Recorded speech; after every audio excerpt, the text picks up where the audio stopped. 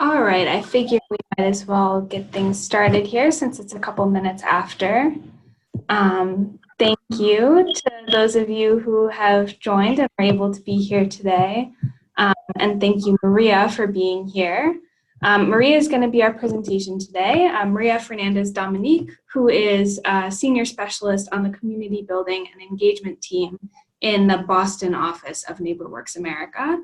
Maria has 15 years of experience working in various capacities with community residents, and I'm very excited for her to be here to share her knowledge and expertise with you all. Thank you, Maria, for taking the time today to be with us, and I'll let you take it away. Thank you, Charlotte. Thank you, those who are able to make it and those who are not able to make it. I hope that once you get the opportunity to listen to this recording, you will find the work that we're doing in the community building and engagement program at NeighborWorks is useful, and you will be able to understand how we really do the work of highlighting and advancing NeighborWorks' core function, which is really tapping into community capacity and allowing it to steer the direction of what takes shape in the community. So the Community Building and Engagement Program housed in the Boston Regional Office, but really a national program at NeighborWorks America. There's 3 of us in the program. Juan Layton is our director. Myself and Sarah Parmenter are the 2 staff. Juan has been in the program for about a year or so, and I'll be in my 5 years next month, and Sarah is on her 6th or 7th year in the program. So a good team, and glad to be part of it. So starting with some history, the picture on your screen is of Dorothy Richardson. She is the woman of color who we credit as being the pioneer of community development field. It is her vision, it is her work that started the NeighborWorks network. About 40 years ago, Dorothy Richardson saw a lot of blight in her community. And she experienced folks who wanted to come into the community and use urban renewal as a way of displacing folks. And she wasn't going to have it. She felt that the right thing to do was to organize her fellow residents and to demand high quality living conditions in her community. And she felt that she and her fellow leaders were the right people to be able to do the work. And she did this work for a long time, first with a focus on influencing those in city government. So she did sit-ins and sing-ins in city government and tried to change, tried to get the attention of those in city government. And when that didn't work, she decided that she was going to go to those in the private sectors, the banks, the funders, and have a conversation with them about how she and the banks and her fellow residents could really change the conditions, the living conditions in her neighborhood. And so this was the first time that such a model was attempted. And it is that model that is now community development corporations all across the country, 250 of them being in the NeighborWorks network. So it is her life and her legacy that really spurred the NeighborWorks network and got us to where we are today. And here's another picture of Dorothy and a couple of the first leaders of NeighborWorks America, or what was then Neighborhood Reinvestment Act. So now that I've given you some history on Dorothy Richardson and her life and legacy, I wanted to tell you about the Community Building and Engagement Program sits in the Community Initiatives division at NeighborWorks America. So community initiatives includes community building and engagement, the rural initiative, health and housing, and we at one time also community stabilization. We at one time also had a program around green housing. but we no longer have that program. So the vision for community initiatives is that we support efforts to build vibrant local communities and provide equitable opportunities for people to live. The theory of change is one where we see and recognize that our network really operates in three different sectors. That is the people, the place, and the local systems. And we recognize that on a day-to-day basis, our network members take approaches of changing community by layering by instituting practices and projects and programming that look at the intersection of all things and also layer on different strategies, right? And that's really where the transformation happens, when they recognize that they have to touch the people, the place, and the local systems, and then layering on strategies in order to have long-term impact, right? So they do this instead of one-offs, right? Instead of focusing on just people or place or local systems, and instead of doing one-off projects or programming that really don't contribute to long-term revitalization and transformation. So in community building and engagement, we understand that people are the asset, right? So this is the principle of community development that we hold true, that people are the asset, and the leadership we need in neighborhoods is already there, and that leadership is inherent in the people that live in the community. So we never see ourselves as thought leaders, we never see ourselves as experts. I don't think that our membership does either. I think that our CDCs see themselves as being thought partners of the resident leaders, being as anchor institutions, being a resource, but never the answer and never the authority, and they never see our resident leaders as the problem or not having the capacity. So I just want you all to hear and understand that community development, as NeighborWorks knows and believes it, and as the network knows and believes it, is really about looking at the people as the asset and looking at the leadership as there, whether the CDCs are there or not. So the community building and engagement theory of change is we look at helping the network to develop leaders at three levels. First is individual resident leadership. So we're talking about public speaking, we're talking about interaction with decision makers, peer learning, mentoring, right? And so all those opportunities lead to skill-engaged residents. Resident-driven groups, more of the collective effort. We're talking about book clubs and neighborhood watch groups and committees, really making for responsive organizations.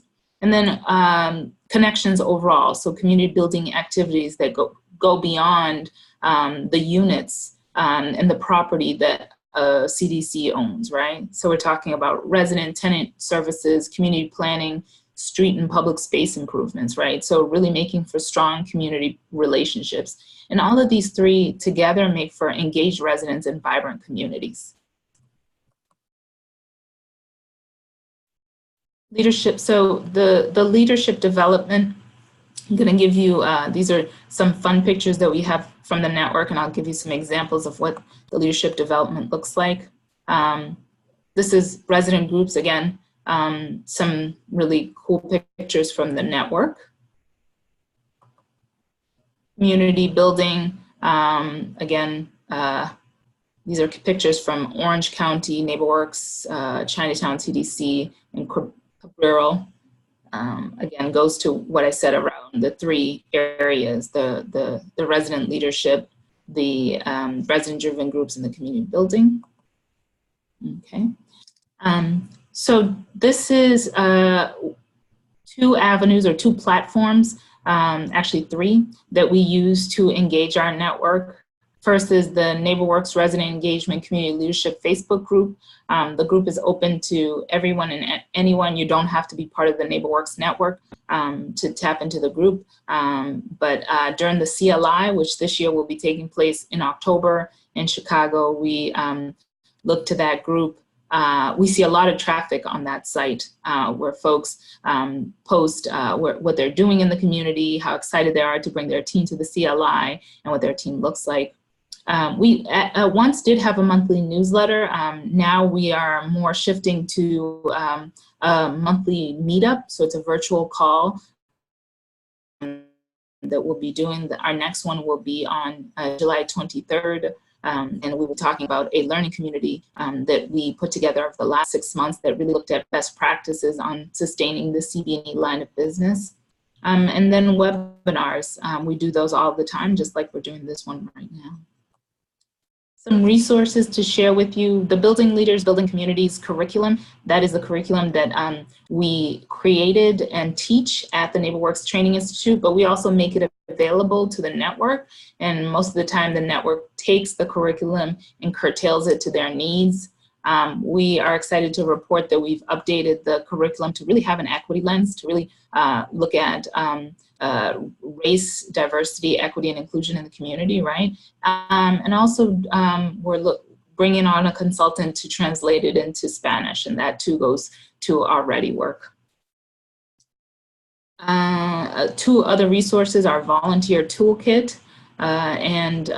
Folks are always telling us, you know, the community building and engagement line is sometimes looked at as a cost center, and sometimes the rest of the organization is always struggling with how do we fundraise for the line of business. So this white paper is around making the case for community building and engagement work and really being able to get resources. Other tools and resources, the success measure tools and framework that's made available to our membership and everybody, all the members of NeighborWorks. And the SIM, community impact measurement, is one of the tools that really gets at community building and engagement work. It's a tool that helps the network to go in and do a survey and really look at what impact looks like in the community through the feedback of resident leaders. And that is located on the NeighborWorks America member page. So that is it for our program in a nutshell. I know that this is a very intimate crowd, but I would love if you have questions or if you need clarification to unmute yourself and let's have a conversation.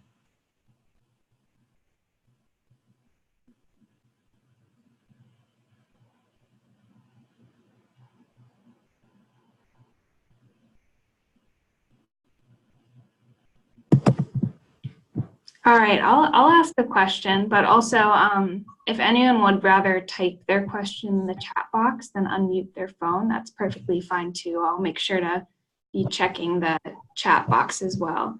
But Maria, can you give us a little bit of a sense of some work that's happening in community or resident engagement that you're engaged with now, like a current project, or is that too broad a question? No, that's not at all. That's a really good question. I think what I alluded to earlier today was the learning community that we put together last year. So that was a cohort of about 5 organizations that we brought together to really look at best practices for sustaining the CB&E line of business. And the reason we think this is important is that a lot of times the line of business isn't as successful as the other lines of business.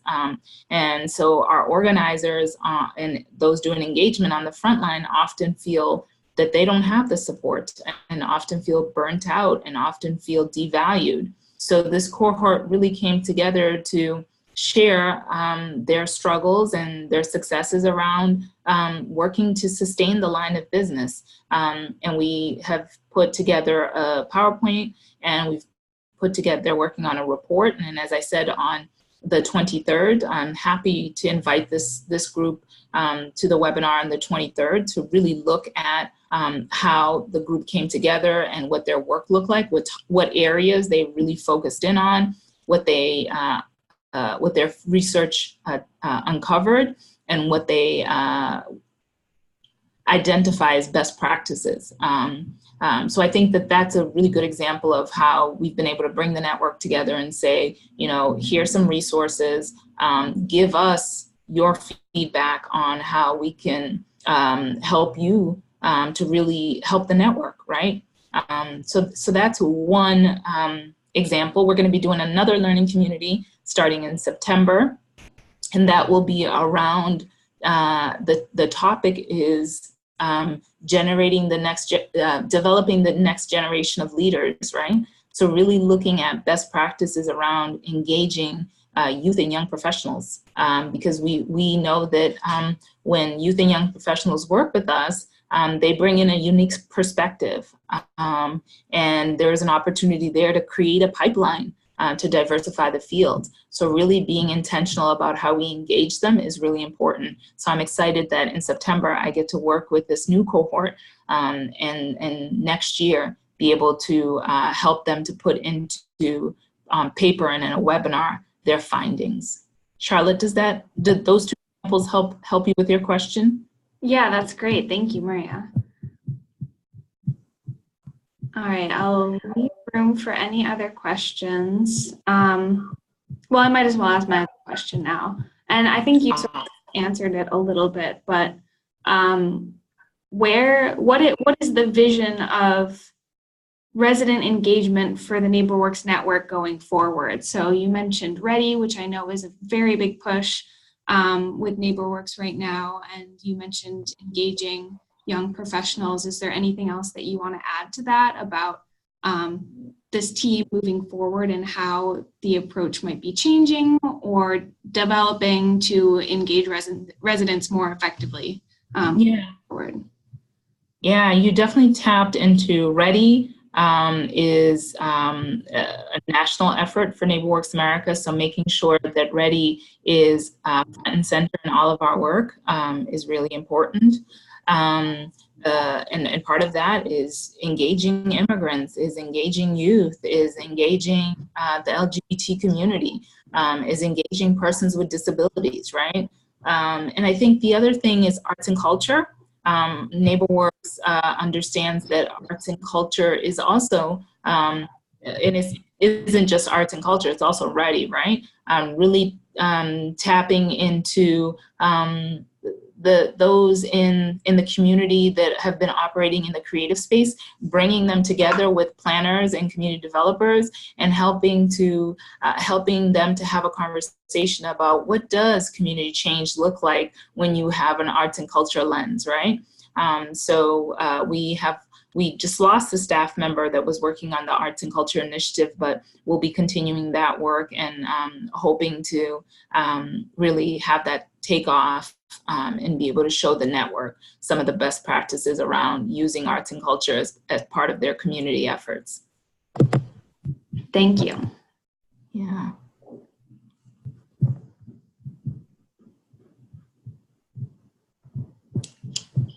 All right, well, I don't want to keep anyone too long if there aren't any other questions. I'll be following up with an email after this webinar with some of the resources that you mentioned and the recording of this video. So I'll just, I guess, thank everyone for taking some time to be here today. Thank you, Maria, for being here to present. I really appreciate you sharing your expertise today. Thank you. Thank you so much, y'all. Have a good day. Bye.